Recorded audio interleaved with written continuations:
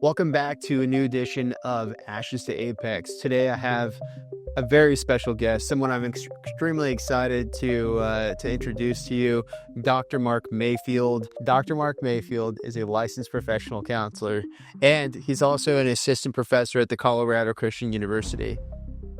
Mark? Hey, Yeah. this is great. You know what? I never get that intro right. Every single one. So don't feel bad. I know it's awesome. I love it. And then it's just a bunch of check boxes anyway. So I know, right? Yes, it is. Yeah. So I've been listening to a couple of your books. One you just recently came out with, and honestly, it's very enlightening.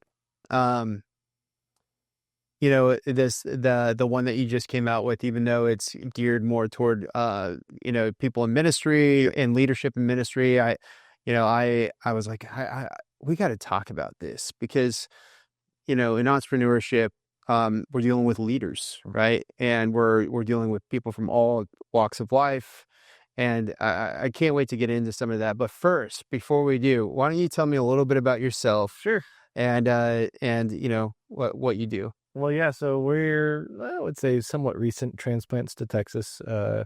Colorado was home for us for about 31 years, and then came down here to be closer to family, get away from snow. I like visiting snow. I didn't like snow September through May.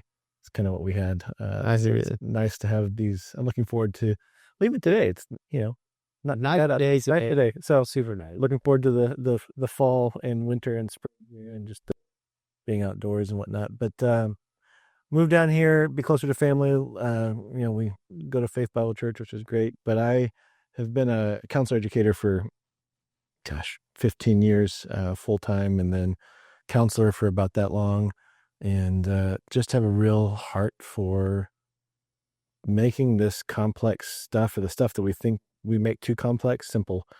And so really wanted to put in the hands of just lay people everywhere, leaders, people that are consuming, leading, but also those that are following, and just all the nuanced things. We can go to TikTok or Twitter or Instagram to try to get our mental health feed, and we get totally inundated with, well, if you have ADHD, you should do this. And then another reel says, well, if you got ADHD, you should do this. And another reel says, and it's like, I wanted to take it and go, like, this is trusted information, not like influencer popularized. And I think people's stories are great, but like, let's categorize those as stories, not as formulas.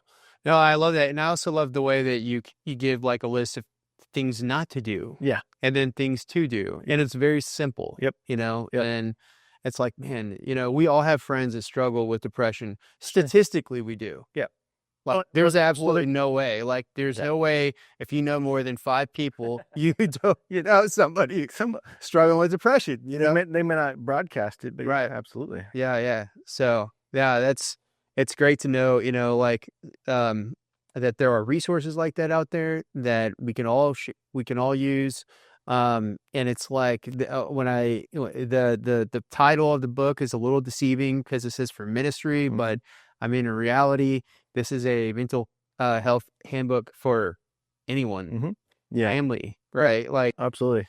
Parents, right? Yeah, Like the joys of a publishing world is that you had to pick your audience, and we'll pick that audience. But you're right. I mean, I was on a podcast a couple of weeks ago, and they were asking, "Who's this book for?" And I said, if you have somebody that's living and breathing in your life that's a friend or a family member, this book's for you. And so, man, hopefully it will be a tool and a blessing for many people. absolutely. Well, I like to listen to books. I like to read a little bit too. But I mostly like to listen, so I'm listening to it, and it's a great listen. So you've read. I like your Path to Wholeness. I like the narrator and the Path to Wholeness a little better.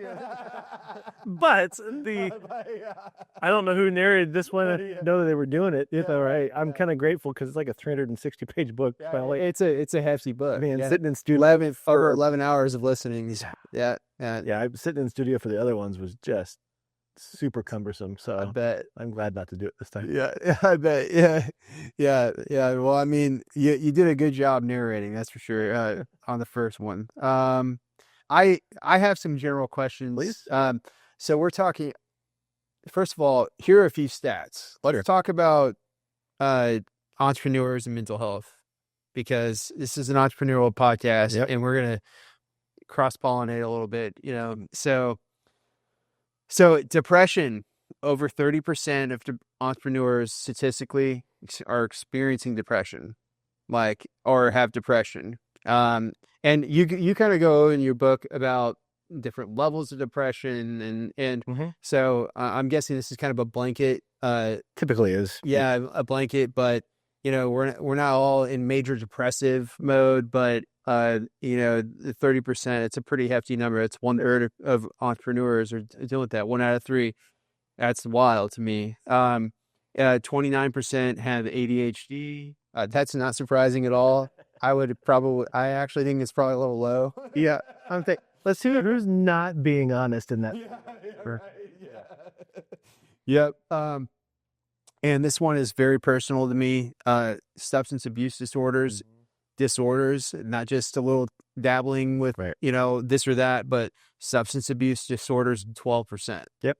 That seems a little bit low too, but Yeah. To me, it just seems a little low. And I mean, when you think about the level, the depression level, and then, we're then, how we cope with that kind of stuff. And then you look at the substance use disorders, it makes sense. mm-hmm. And I know personally from my own experience that a lot of these people are in silence, living in silence. They're suffering in silence. They have no idea who to talk to about it. It's embarrassing. They're afraid that their whole lives will be like they want to somehow address it. They know they have to address it, but they're afraid that their whole life is going to fall apart if anyone knows. Oh yeah. Right.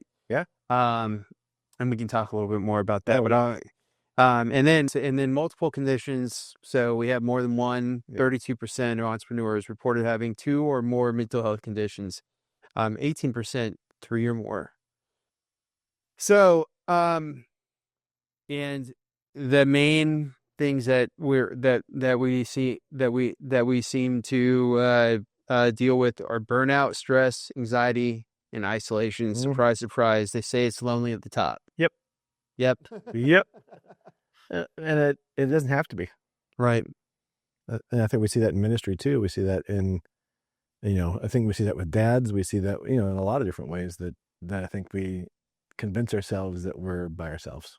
I remember I was in region with the pastor, actually went through region with a pastor. And I remember thinking to myself, like, how hard must it be to be in his position and to be honest truly honest with when you've got, 5 other guys in here or 6 other guys in here that all attend the church that you pastor at. Mm-hmm. You know what I mean? Like, that's a lot of pressure. Yeah. And they're looking at you to have it all together. Right. Or there's extra expectations. I think the same thing with entrepreneurs, right? I mean, right. You're the one that took the risk. You're the one that stepped out. You're the one that did these things. You must know what you're doing. And half the time we're like, nope. No, we're building the plane as we're figuring out as we get ready to fly here, Yeah. No, and you think about, it's like just because you have a gift in something and you're called to do something doesn't mean that you don't struggle with it. No.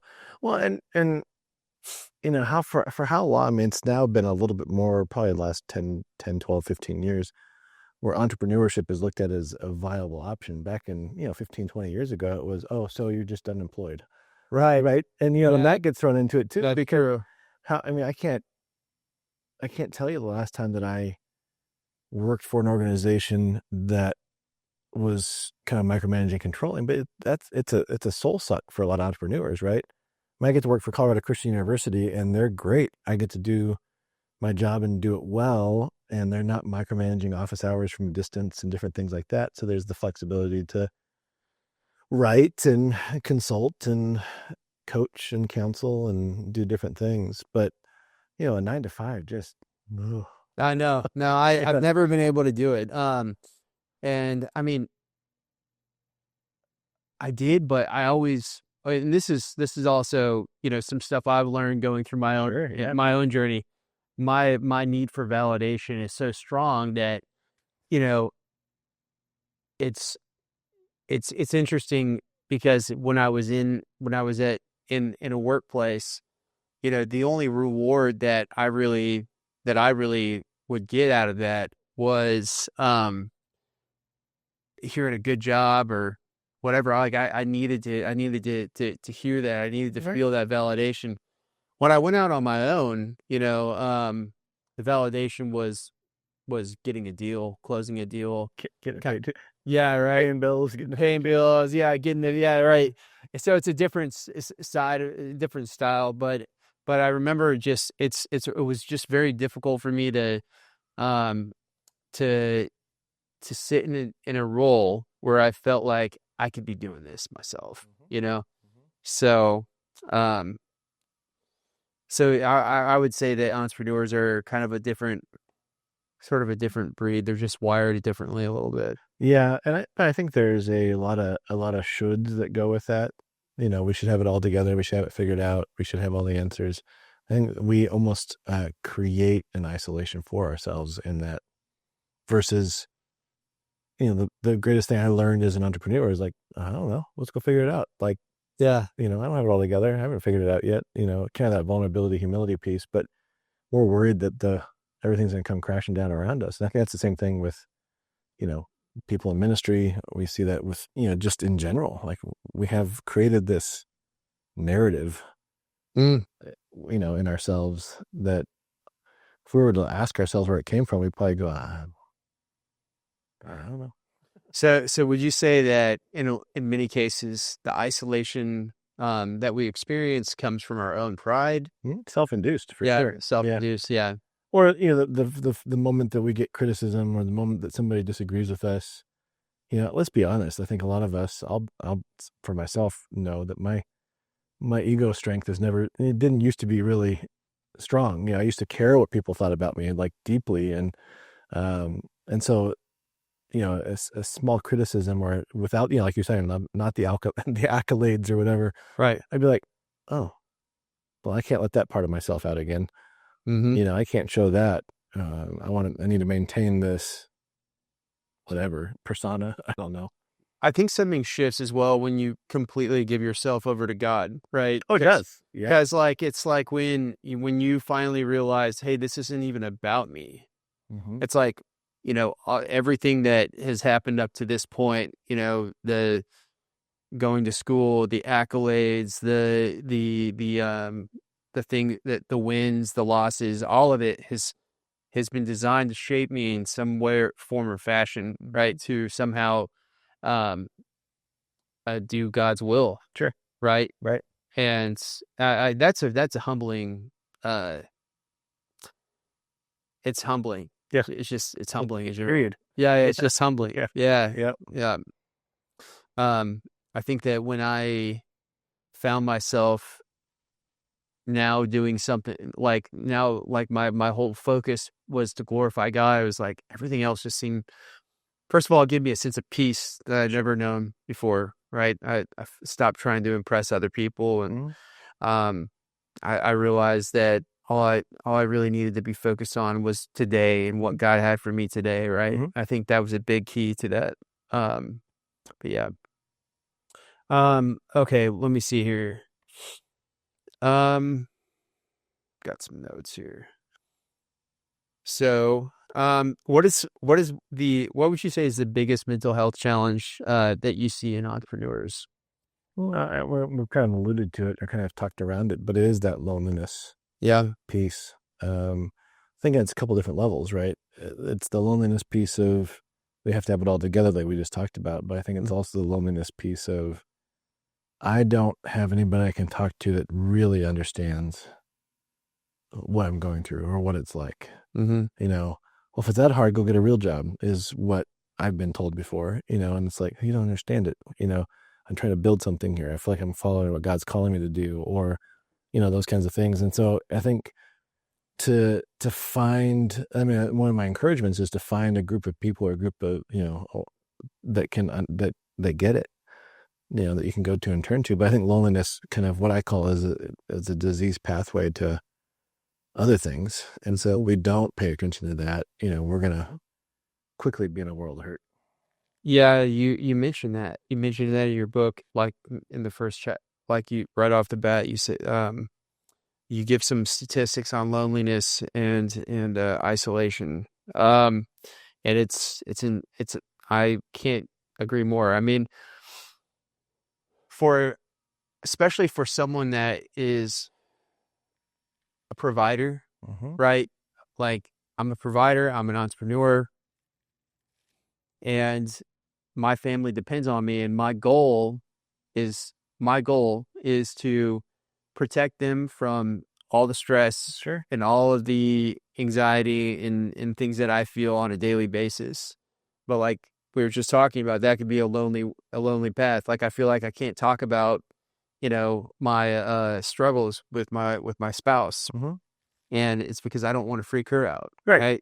Yeah. If we don't get this one deal, Right. it'll But if I bring it up, then I feel like I'm just kind of spilling that over on him. So like, what are some effective ways just to cope with that sort of pressure, Well, I mean, I think, or what are important ways? yeah, I mean, support group stuff is really important. I mean, there needs to be, I think, yeah, I mean, something that you guys can do, through this podcast is creating even just a support group for entrepreneurs. Yeah. A place to come talk, a place to come share frustrations, get ideas, almost just almost like a pseudo mastermind, where it's not like we're expecting needing anything from you. We're just here to encourage each other would be really huge. Um, but I think recognizing that it's all connected. So get out and go for a walk. What's your exercise routine like? What's your rhythms like? Are you staying up too late, not getting enough sleep, drinking too much caffeine, too much sugar? Like, there's a ton of things that you can do to adjust, and um, it's not just one thing, right? I mean, it's a couple different things you can do to change the pendulum. Yeah, it's interesting how I'm listening to the book and you're talking about different treatments for depression, and how in some cases there are SSRIs, Right. there, and then but the most effective natural remedy is what? It's exercise. Just getting out and moving. Yeah. I mean, not to the extreme either. I mean, I know we have a couple guys at church that are run, gyms and different things like that. That's great. It's not like CrossFit crazy, although CrossFit's really good. Mhm. Something as simple as just get down and go for a walk for 15 minutes. Yeah. It's moving your body. Now, I will say, a decent exercise routine that's more than just walking is going to be the best bet. But I think sometimes, when we're getting stressed out and that kind of stuff, just popping up and going for a walk around the block is the best thing you can do for yourself. Yeah, it's interesting. I mean, that's your physical health, but tell me what you mean by like holistic. Like, Sure. what does that mean? Yeah.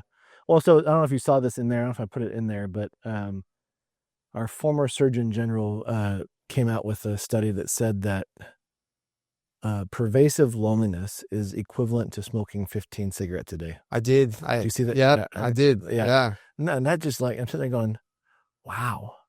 So it's not just this state of being. I mean, it is, but how that affects our physiology. So our cortisol, which is our stress hormone, our adrenal glands, our sleep-wake cycle, our immune system, all those types of things get bottled up into loneliness. And so, thinking about the physical ill effects of 15, I can't even imagine 15 cigarettes a day, and that's what it's doing over time to our bodies. So the interconnected piece, it's interesting when we look at the word psychology. The root word is actually the intertwining of mind, body, spirit. So, psyche, or, is this idea, Yeah. which goes back into, Deuteronomy 6. It goes back to Matthew and the greatest commandment, love the Lord your God with all your mind, heart, soul, and strength. It's like, oh, we knew about this way before. We started this for a long time. And I think there's a lot of things we can learn from that. But I mean, think about it. When your physical body's not well, you're sick. Hmm. right? Let's say you have COVID or the flu, you know, how is your mind? Yeah. How is your attitude? Do you really want to get up in the morning and read your Bible when you got the flu? Like, Mm-mm. you know, No, I'm not doing you're anything. gro- you're grumpy, you know, you don't want to be around people, Yeah. you want to stay in bed, you know, and so it's a similar, like when we are physically ill, we're psychologically ill from depression, anxiety, loneliness, or whatever. It's going to affect our relationships. It's going to affect our spirituality and our relationship with the Lord. And it kind of spirals. Hmm. And so people are like, "Well, man, what do we do? What do we do?" I'm like, pick an area to begin to work on. Okay. Sometimes a lot of time for guys, you know, a lot of times it's the physical health. Hmm. I can commit to working out 3 times a week. Okay, well, when you're committed to your physical health, what falls into place? Well, you're thinking twice about what you put in your mouth. Hmm. You're thinking about twice about whether or not I should have a drink of alcohol. You're thinking twice about a bunch of different things. Well, okay, and when that happens, then it's going to affect your mind. So you're going to be kinder to your wife. You're going to be kinder to your spouse. You're going to be more engaged in some ways that are, um, that holistic piece. And then spiritually, oh yeah, I can wake up at 5 o'clock without an alarm. Hmm. Oh, I spent some time with the Lord, you know? So Hmm. that kind of stuff I think all plays in, but we don't recognize it. We go to the doctor for physical things. We go to the pastor for spiritual things. We go to a counselor for mental health. And I think it's all really important, but they're intertwined. Yeah, you were talking about how we tend to silo all those things. Like it's spiritual goes with spiritual and physical, mental, right?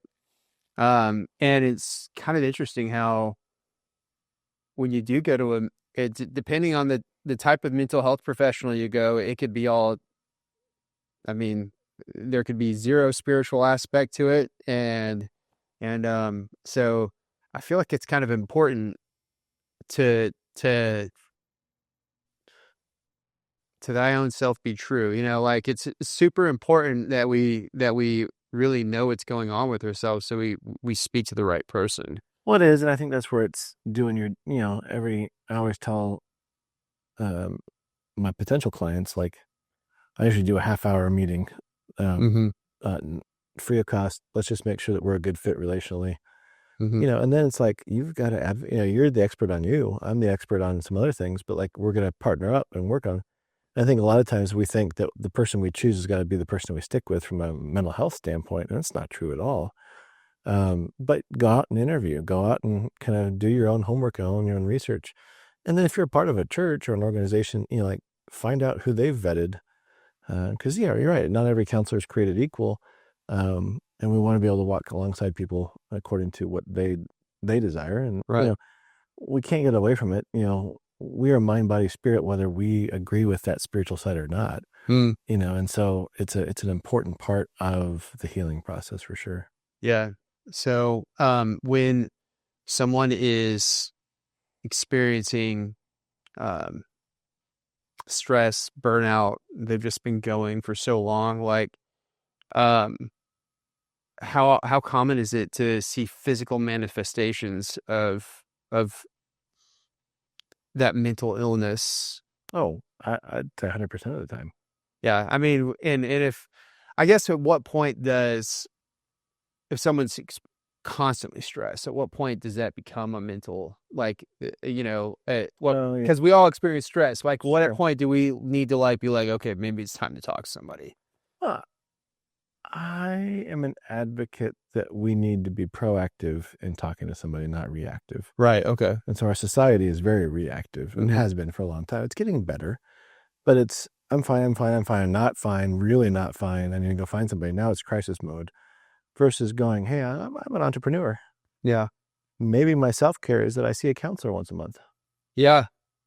right? Yeah. Not weekly, but find somebody that you can go, you know what? I have that stopgap. I've got that resource. If I need to ratchet it up because of something, then I can. But I know that every 4 weeks, I'm seeing somebody.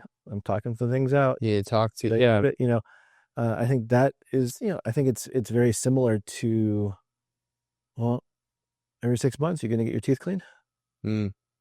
right? You go to the chiropractor, you're getting a massage. Like, how often do you go get a physical? Like, those kind of things are just, we don't even think twice about it. And yet sometimes we go, well, do I really need to go to a counselor? Mm. Like, well, what if it's thought of the same way? It's a preventative, proactive measure. Yeah. I, I don't, I would agree with that. I have never actually followed through with that advice before. So I've always done it the hard way, and I don't recommend it. Yeah, Yeah. I mean, I personally struggled with substance abuse, alcohol abuse, all of that. Stopped cold turkey and had a major experience with God, like uh through that, and I feel like that was, Oh yeah. yeah, that was the change I needed, and I also got to walk along some really good men, and just, you talk a lot about in your book, you talk a lot about just being with people, and that's what I had Good. when I started going to church, and I Mm-hmm. was around other men, and I was around the men's ministry. It was like that was, I had other men walking alongside me, and just being there with me. There's so much power in that. There's so much power in that, and it clicked when I Sure. when I listened to your book. I was like, oh, Yeah. maybe that, like, it wasn't just, so it's, but a big part of it was being able to. I mean, it's like you were saying, being proactive about our mental health. But how can you be proactive about your mental health if you think you've got it all together, if you're not humbled, Right. to the point where, and for most of us, right, Mm-hmm. we have to kind of hit a point where we're humbled, right? I think, Or the yeah, ego has to be kind of broken, sure. and in a way, right? I To think but it's the culture that we've grown up in that says men have to have it all together or that they can't be emotional, Hmm. and we get thrown in. I think a lot of times we get thrown into these categories, and whether we choose to be or not, we're creating the image of, whether we agree with it or not, we're creating the image of God, which means we are sentient, emotional beings. Hmm. And we can deny that we experience emotions all the time, but we do. And where do they go? Well, we see it in the statistics you read at the beginning. If we suppress them, they're going to turn into anxiety or depression. Or, if we ignore or avoid them, it's going to turn into substance use, because it backs up, and we get so overwhelmed. This is why suicide rates are so high among men, is Hmm. because we don't engage in. I'm not saying sit around a fire and sing kumbaya. Like, I'm not saying like Hmm. we have to be crying about just some place to let it out. Hmm. Anger, we don't recognize this, but anger is a secondary emotion, right? Anger is not a Yes. primary emotion. So anger is a mix of fear, sadness, grief, um, and depression, other things. And that's where guys were like, I just, that's all, I'm always angry. Well, tell me what you're sad about. Tell me what you're scared about. Tell me what you're worried about, and when we can begin to open up and give opportunities for those conversations to be had, I think a lot of these things have potential going away. I agree. In fact, I saw a stat in here. I was trying to find it, but it's over 70% of suicides. Yeah, 70% of suicides are men, Mm-hmm. and it's no wonder. I mean, we put a crazy amount of pressure on ourselves, and I think that even our spouses, like, what's something that spouses can do to, um, I guess, help the men in their lives. Yeah, can they, is there anything proactive they can do? I think a lot of it is creating space for conversation Yeah. without double jeopardy, like in this idea that, Yeah. I'm wanting my husband to come and talk, but then he does talk, Now and let then me. and then I Yeah. criticize him for it's like creating these spaces of safety. Mhm. There's a lot of men that I'm working with right now that don't have that in their spouse, and that makes me sad. That should be God, and then our spouse should be the primary place of safety. And so it's this idea that if you can create a space where you can share genuinely your feelings, Mhm. whether they're realistic or not, whether they're, I mean, just some place to let it out, without fear of judgment, without fear of being chastised, without fear of being looked at differently. I think it's so powerful. And if it's not your spouse, and that's where I think counseling comes in.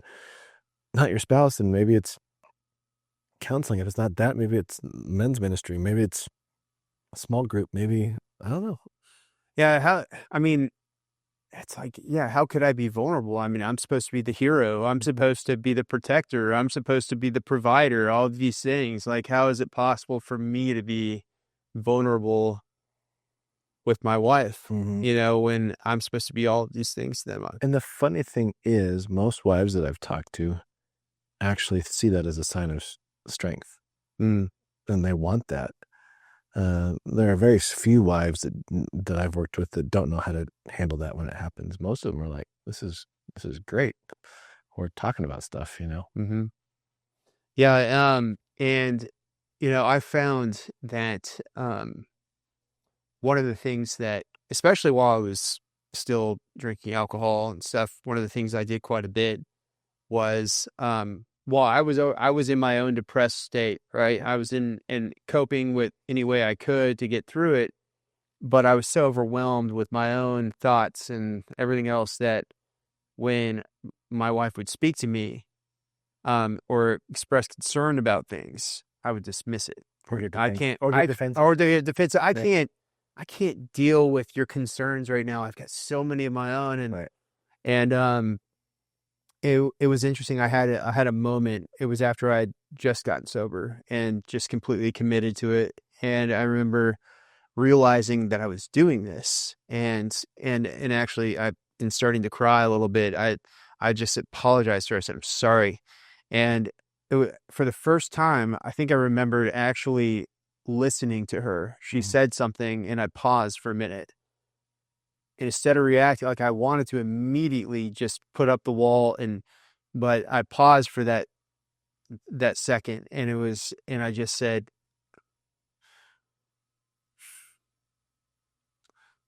okay, I get your point. Like, okay, I understand. And I actually listened to it. I don't know how else to explain it. Yeah. No. Like I actually listened to it, Right. right? And it wasn't just it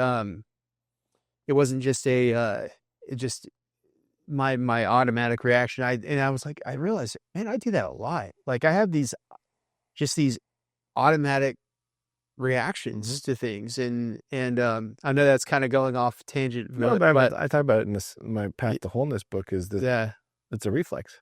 yeah, it's a reflex, We don't think about it.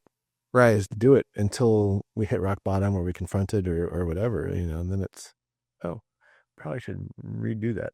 Yeah, you also talk about in your new book, you talk about listening as well, active listening, Mm-hmm. and really listening, and you even go into some things on what, because hey, look, entrepreneurs, we know other entrepreneurs, right? And like I said, if you know three entrepreneurs, probably one of them struggling with depression, Right. or something. Yeah. Like, we can help each other too. Mm-hmm. Like you were talking about starting a mastermind group or some sort of group. When we're dealing with someone that's dealing with depression, or they're really like, what are some things that we should avoid doing? And what's the proper way to what are some ways that we can, and I can help you with that because I actually have some notes here, but but there are also things that we should do, like the things we can do to help, pull them out of it. But well, I think that right there is a indicative of not having a timeline to pull them out of it. I think it has to run its course to some degree. But you've talked about it in your own story. Like when I started recognizing that I was actually surrounding myself with other people, and making those connections of that was my support. I think depression grows in isolation. It dies in community. And so, but I think also, what is our expectation? I think clinically depressed is one thing. Like in clinically depressed is intensity and duration. And clinically depressed is something to be really concerned about, right? Because clinical depression is we've lost interest in things that normally brought us joy. we're pulling ourselves away from relationships. We can't get out of bed. We're overeating, undereating. We're sleeping too much, not enough. I mean, and that's the intensity of it. It really affects our life. And then it's the duration. So it's been going on for more than 6 weeks. Now we can say it's clinical depression. But let's be honest, all of us in this world are going to struggle with bouts of feeling depressed, Mm-hmm. right? So I struggle with bouts of depression, 2 to 3 times a month. Mm-hmm. But to me, in my mindset, it's like I know what that is. It doesn't scare me. It's annoying. Like it's not where I want to be, but it's not going to spiral me out of control. I just know, okay, I need to be probably back in I need to cultivate my small group. I need to be back in small group more. You have a plan. You got a plan. Right? Yeah. But to be put off to the place of like, listen, this side of heaven, we're going to have joy. We're going to have sorrow. We're going to have ups and downs. We're going to have worry that turns into anxiety. We're going to have depression. We're going to have loneliness. We're going to have, but if we look at it from a bigger internal perspective, these are moments in time. That's what I love about Philippians, as present, with prayer and supplication, present your requests to the Lord, with thanksgiving. And I was doing some preparing for a sermon or a talk I was doing, and I realized, this really struck me. I realized you can't be thankful unless you look backwards. Yeah. And I'm like, huh. Interestingly enough, dwelling in the past can also bring depression. Sure. Right? But if you do it with an attitude of thanksgiving, it's different. Yeah. A great gratitude. Gratitude is the ultimate healer. I began to practice that, going, I know my bouts of depression are going to come, but in those moments, I've got to have a plan, and then I've got to recognize, who do I need to talk to? But so to your question, if we got friends around us that are in that state, I think just be made available. Be willing to go, hey, I see that you're struggling right now. And create space. I see that you're struggling right now. I'm available to listen if you want to talk. So create that invitation of listening versus talking. And then when they're sharing, let's say that you have a relationship or they take you up on it and they dump, which is great. It's an honor, right? My favorite response to that is this: thank you for sharing. What would you like me to do with that information? Mm-hmm. And then it puts it in kind of the agency back on them, going, oh, can we do this more often? This is really helpful, and just to share. Just to share. Yeah. And then as a listener, you're not going, okay, how do I help them fix this? Mm-hmm. But then if they say, well, we're not there to fix it. Yeah. Right. But if they ask, do you have any advice? You can go, okay. They're inviting me into advice. Now, I'm not giving senseless advice or unsolicited advice. So the response of what would you like me to do with this information is really a powerful reply. That's great. No, and so when giving advice, if they ask for advice, would you recommend that you keep it personal? Like use stuff that this is how I've dealt with. This is what's worked for me. Work for me. Yeah. Right. I wonder if it might work for you. I don't like giving advice. Mm-hmm. And the reason I don't like giving advice is that if it doesn't work, who are they going to blame? That's right. Like, honestly. Yeah, that's true. I mean, human nature. Yeah. When I teach at Colorado Christian and our first students come in every year, we do a big old residency in Colorado. And one of our conversations is, welcome to becoming a counselor. We don't give advice and we don't fix people. And they're like, a lot of these natural helpers that think they're going to save the world are like, what are we doing? Yeah. But then when we talk about it in that way, that, hey, if you give somebody advice, hey, go try this, and it backfires, what's human nature? Human nature is they're going to come back and blame you. So, that's true. Delving more into ways that we ways to help others that are experiencing depression, or even ourselves, just knowledge to have for ourselves, right? So as entrepreneurs, we're exhausting ourselves chasing after deals and we're taught to have grit. We're taught to grind. We're taught not to show weakness.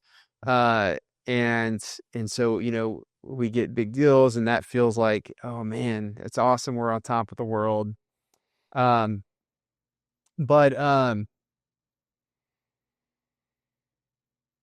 I completely lost where I was going with that. Um, I have about 20 minutes before. it's okay. Sorry. Yeah. Let me switch it up real quick because I just completely lost it. You are good. Um, okay. That's what I love about podcasts is You can post. Yeah, you can edit it edit. post. Yep. Yeah. Okay. Oh, there he goes. All right. So we were talking about, all all of these things. We're talking to have great glory, Yeah. all of those things, right? Right. Now, tell me, what is it about serving others that is so healing? I'm kind of making some assumptions here, but you do talk about in your book like service to others, right? And I also think it's interesting how this is a fundamental biblical principle, Oh, sure. and it's ingrained in us, and yet as entrepreneurs we look over that Yeah. quite a bit. Like we're too busy chasing after the prize that we forget to serve others, Well, or like we don't feel like we have enough time. But go ahead. Sorry. well, it goes back to Yeah. the aspect of thankfulness and gratitude. Mm, It actually changes neural pathways. that's Right. crazy. So it changes the way the brain functions and develops. Yeah. Service is the same way. When we go outside of ourselves to care for somebody else, it creates a new neural pathway. And so I've got some entrepreneurs that I really admire here in this community that are very staunch advocates for charity and giving and serving, and I mean, not just hundreds of thousands, but like millions of dollars. And so it's an idea that we can, with what we have, what are we doing it for? Before we started filming, you and I talked a little bit about just kind of the shift in both of our, are we doing this to build our kingdoms? Or are we doing this to glorify the Lord? I think that's even a shift, right? I mean, I think there's nothing wrong with building wealth. That's what you do with it, right? That's where it's not that money is the root of all evil. It's the love of money is the root of all evil. And so I think having these things it keeps our focus aligned, I think, properly. Like, why are we chasing these things? Well, let's be honest. A lot of you said this before we started filming too, which I totally agree with, is that many entrepreneurs are not by choice. It's just how we're wired. Like, we can't not do that. The idea of doing a 9-to-5 job just totally just. It's not fair to me or the employer. Well, and my wife and I, like, I'm in that space right now where I'm relaunching some of my consulting business. Yeah. And, working with nonprofits and churches and schools and businesses, from a team development, mental health type thing. And she's like, "Are you ready for this?" And I said, "I think so." Like, the hustle, I want, my hope and prayer is that I get, 4 or 5 clients in the next couple months. And she goes, "Well, the hustle just drives you nuts because you have these leads and then they fall through." And she goes, "I just remember what it's like when you do this kind of stuff." And I said, "Yes, but remember what it was like when I worked for somebody 9 to 5." And she's like, "Right. Oh, yeah, go do that." Yeah, right. Don't do that. But for me, it's, why am I doing this? Well, now I'm doing this because I want mental health concepts to be easily translatable into organizations, teams. I want people to not be in a place that's toxic or harmful. I want to be able to work with, personality tests and teams and do consulting with executives and leaders in churches, to go, like, this can be different. We can actually, it's been proven you can maximize your impact both financially and on the community when your teams are healthy. Well, most places don't know how to get their teams healthy. You talk a little bit about this, but when I mean, same with churches and nonprofits and such, entrepreneurs, and sometimes you have entrepreneurs leading nonprofits, but it's like what you talk about a couple different sensitive topics Sure. in the book, and we deal with this. I mean, as leaders, we're going to deal with different cultures, different sexual orientations, things of that nature. And I know this is a whole topic to itself, so I'm going to brush on it, but I'm not going to, I'm not going to be disrespectful You do it, and not, and we'll do another podcast. yeah, well, I'll do another podcast just on this, but having cultural sensitivity and understanding, Yeah. the people that work for you, Right. right? Understanding where they come from, how important is that? Well, it's huge. I mean, so we're sitting across from each other, both middle-aged white guys with gray hair. Yeah. You know, would it be fair to make the assumption that we grew up the same way? No, No, no. right? You know, I'm just getting to know you. You're just getting to know me. There, we can, you know, we oftentimes make, well, we look like, you know, we drive a certain type of car. We live, you know, in the woodlands. We, you know, we should have some similarities. Like, no, Mm, we don't. But we make those assumptions and then we lead out of those assumptions, right? mm, Same things with other cultures and other frameworks. Like your culture is very distinctly different than mine, even though we look similar. So I really help teams go like, what does it look like to be curious, mhm, to engage in questions and not make assumptions, and to educate yourselves on some different things in a way that's going to be honoring to the whole piece. Now, here's the thing: we can't use. I'm also a big advocate that we can't use those things as excuses either, mhm, right, mhm, or crutches. right. You know, but how do it? I think it brings a richness Mhm, to the conversation, you know? mhm. And so what does it look like to lean in? What does it look like to create space for those types of things? And we talk about that. I think it's what chapter 3 or so in the new book is this idea of, you know, putting importance on understanding culture. I think it was, yeah, and I think it was also, I mean, it was enlightening to me when we have such a huge part of our population are Latin Americans, and you talked about how likely, it for them family is Hmm. extremely important, Hmm. right? Um, and they're more likely to go to a religious leader than they are a mental health professional Yes. to seek Yeah. help, Yep. right? Yep. So having an understanding of some of these nuances, I feel like would be really helpful in any leadership position, right? Well, it's helpful. Yeah, absolutely. Yeah. I mean, how often do organizations, let's do the disc, let's do this person, let's do these things. Why? Because you want to know how people, Hmm. what their strengths are. Well, how is culture any different?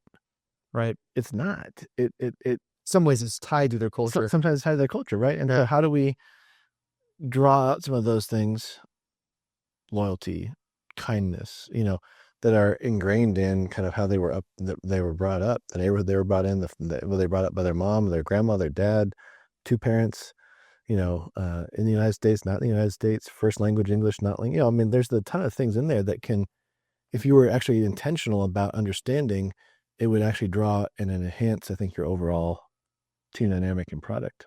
Mm, makes sense. Um, I know we're running out of time, so I'm gonna go into, all right. So you talk about hope. Mm. You said this was a quote specifically from you. With hope, anything is possible. Mm-hmm. I thought that was powerful. Um, because is that essentially what depression It robs you. is? Is you? Yeah. Yeah, it's you've lost hope, Yep. right? Yep. It's Well, and that's where I think being lonely and then pervasive loneliness transitions. yeah. Being bouts of loneliness, we have that. Mm-hmm, All of us do. mm-hmm. Pervasive loneliness is the removal of hope. The removal of hope. It's a hopelessness. Yeah, and I mean, he goes for with hope, anything is possible, and and I think that that's it's powerful because that's what the gospel gives us. 100%. Yeah. It Yeah. it's hope, Yeah. right? And that's why we need to be in community so we can be reminded of that. And I could describe what I was going through prior to really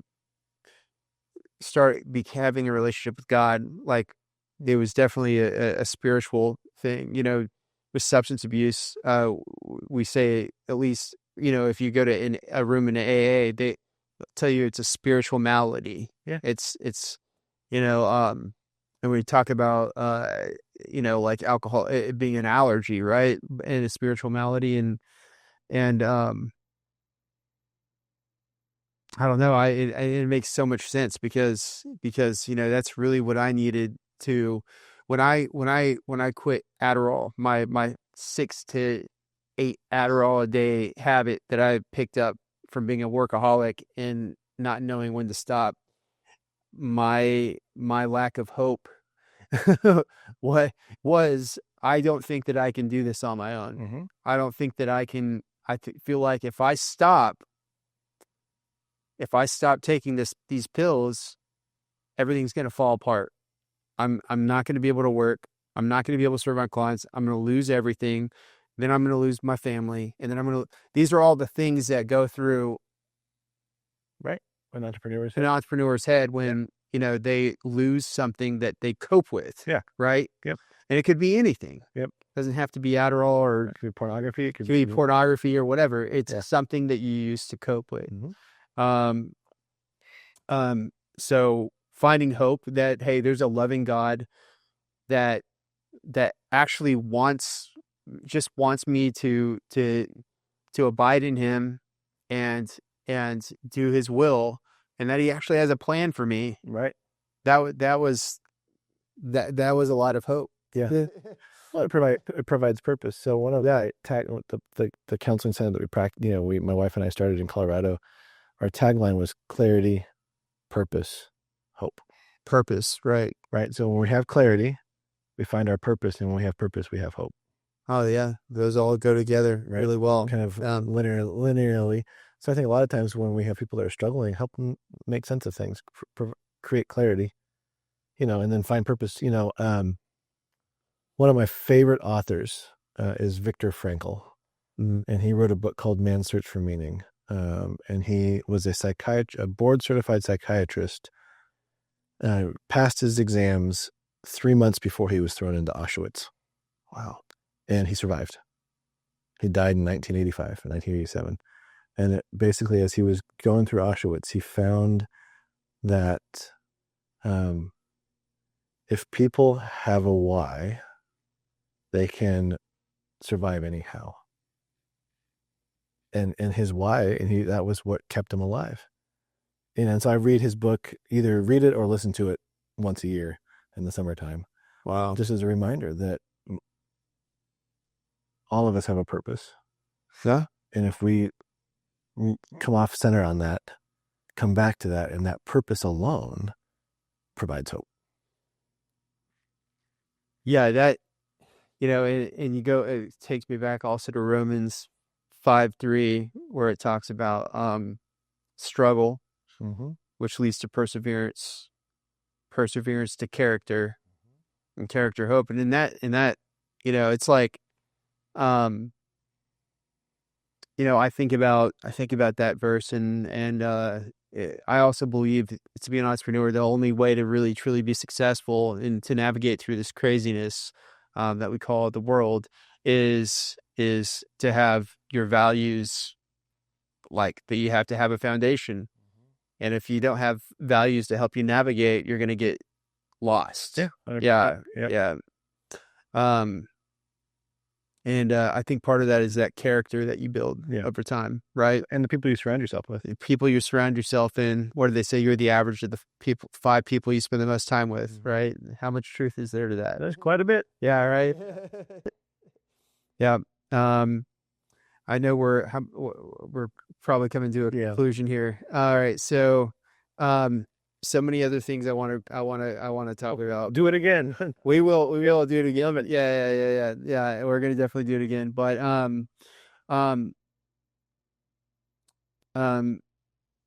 if you had any type of all right. So for entrepreneurs out there who are struggling, that just if there was any piece of advice that you just give them, just in any situation. I know it's hard when you're talking about, there's different things you can address, but for any situation where an entrepreneur just might need a reminder or a spark, what's a piece of advice that you would give them? I think look around and make sure that you've got at least 5 people speaking into your life. If not, slow up and then find those people. I think it's really important. Every entrepreneur, in my opinion, should have a mentor and be mentoring somebody, Mm-hmm. right? Because now we're creating a different narrative around this process. So you've got a mentor, they can speak into your life. And if you are mentoring somebody, you're speaking into somebody else's life. And it's keeping some humility and vulnerability in full focus. And maybe that's going to take some time. That's fine. Some of you will look up and go, I don't have anybody. Okay. Maybe it's time to call a paid friend, as another therapist said, author. Paid friend is going to be a coach or a therapist. Mm-hmm. That's maybe the first place to start, and then kind of help unravel those things and create some measures and put measures in place to guide that. All of us need at least 5 people. Yeah. So, Oh, that's awesome. Well, I really appreciate it. I have like a million more questions for you, but we're gonna close. Thank you for coming on the podcast. I mean, it real honor to have you on the podcast. I love your books. If you have not heard, if you didn't hear us talk about the book, or you're wondering what books we are referring to, the one that I was talking about that I'm listening to right now, the newest book that Mark just came out with, is called The Mental Health Handbook for Ministry.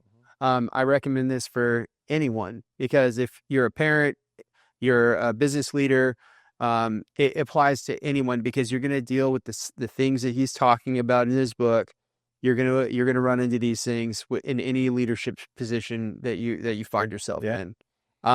So it's amazing. It talks about all different walks of life. and I'm not narrating it, so then He's not somebody else is doing. Hey, I also recommend The Path to Wholeness, because he's actually a really good narrator. Really good narrator, got a good narration voice.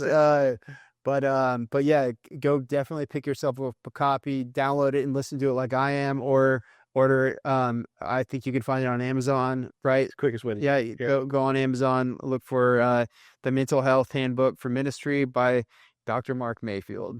Anyway, if you thank you so much for joining us today. Please, if you haven't already, hit the like button, subscribe, or tell us what you think about this podcast in the comments. Have a great one.